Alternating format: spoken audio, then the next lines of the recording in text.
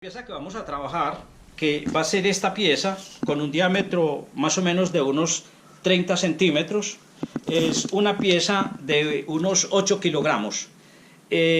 Por ser un elemento irregular, entonces mi recomendación es que esta pieza no se tornee a más de 500 revoluciones por minuto.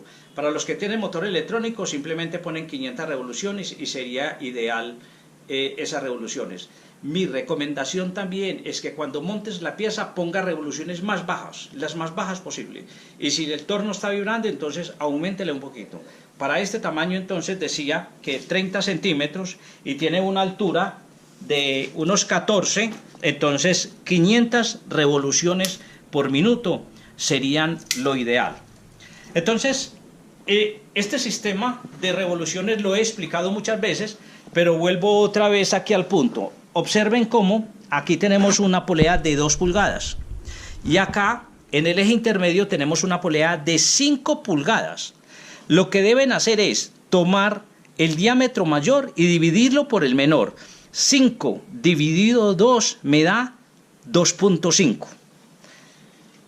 Considerando que nosotros tenemos motores de baja siempre en el torno, un motor de baja es de 1800 revoluciones. Entonces tomamos esas 1800 revoluciones y la dividimos por el resultado que nos dio acá. 1800 dividido 2.5 da 720 revoluciones por minuto. Eso es lo que tengo en el eje intermedio. Ahora, vengo a este punto y lo que hago es que aquí tengo 5 pulgadas en esta y en esta tengo 3. Entonces hago exactamente lo mismo, 5 dividido 3, eso me da 1.6. Ahora, como tenía 720 revoluciones acá, dividió esas 720 revoluciones en 1.6 y me da 450 revoluciones por minuto. Pueden hacer la operación y se dan cuenta que entonces estoy por debajo de las 500 revoluciones por minuto.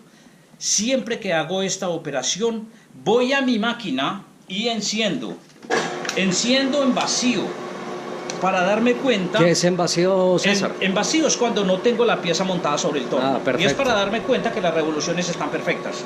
Entonces ya ahí se apago y procedo entonces a hacer el montaje. ¿Recuerden? Bueno, eso lo de prender el torno inicialmente sin haber montado la pieza es un factor también de seguridad muy importante. Por si de pronto la máquina no tiene las revoluciones y nos hemos equivocado en esa selección, no vaya a salir esa pieza a 1000. En este caso, digamos, en alguna entidad me tocó en tornos que tenían 2 velocidades que eran de alta y baja. Pues sabía que velocidad 1, velocidad 2.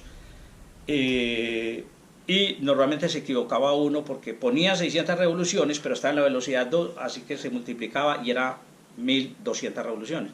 Entonces, ese dato es importante. Bueno, vamos ahora al montaje de la pieza. Tenemos la pieza ya preparada.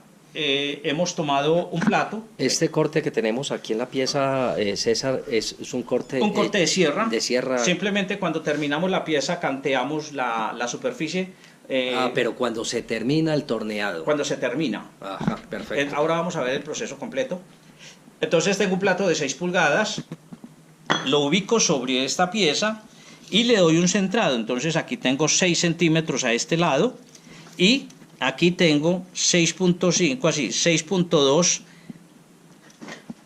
y voy a este lado, tengo 5 y aquí tengo 5.5, ahí ya tendría más o menos la pieza en su centro. Es un centrado muy aproximado. Debo poner tornillos que me cojan por lo menos 1.5 centímetros en esta base. Ojo, si su torno tiene muchas revoluciones tendrías que poner tornillos muy largos, pero se vuelve muy peligroso cuando las revoluciones son altas. Recuerden que decíamos que lo más importante en este caso son las revoluciones por minuto. Muéstrame más o menos el tamaño del tornillo, César. Me toma 1.5 centímetros en la madera, dado que es una madera dura de alta densidad, y cuando tengo maderas de alta densidad el agarre se hace mucho mejor. Cuando son maderas de baja densidad entonces ya es peligroso y tendría que tener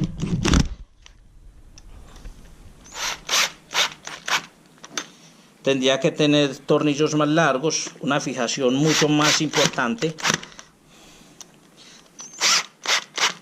Bueno, ahí tenemos la pieza montada, el plato montado sobre la pieza. Ahora vamos a proceder a montarlo en el torno. Recuerden que ya encendimos, vimos que las revoluciones estaban bajas. Lo más importante es que cuando monte mi pieza no se vea demasiado agresiva.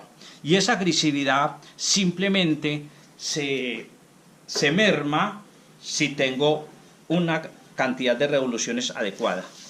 Llevamos, ajustamos. Ajustamos, giramos, siempre giro la pieza, no hay nada que esté chocando y vamos a darle encendido. Resulta que este se llama eje de tiro. El eje de tiro es el espacio que ocupa la pieza cuando está en movimiento. Por lo tanto, yo no debo estar en este punto para dar encendido, ni debe haber nadie en el otro punto, porque puede que me haya equivocado en las revoluciones, por eso hay que encenderlo en vacío.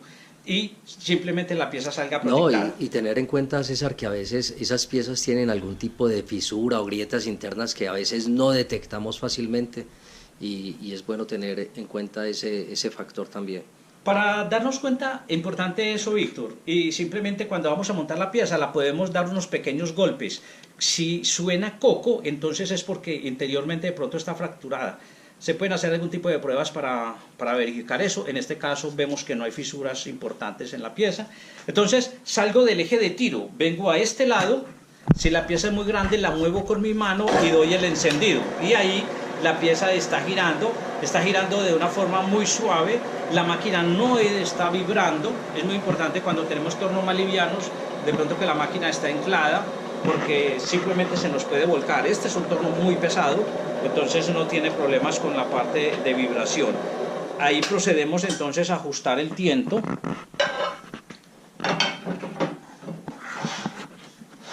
Y me acerco y debo poner mi tiento a la altura que corresponde, que es por encima del centro, aproximadamente 1/8, y giro. Si no hay choque, mire cómo está la parte más cercana, y está aproximadamente a 2 o 3 milímetros, puedo ajustar ahí. Si pasa la pieza, doy movimientos con mi mano y hago girar la pieza, entonces no hay choque.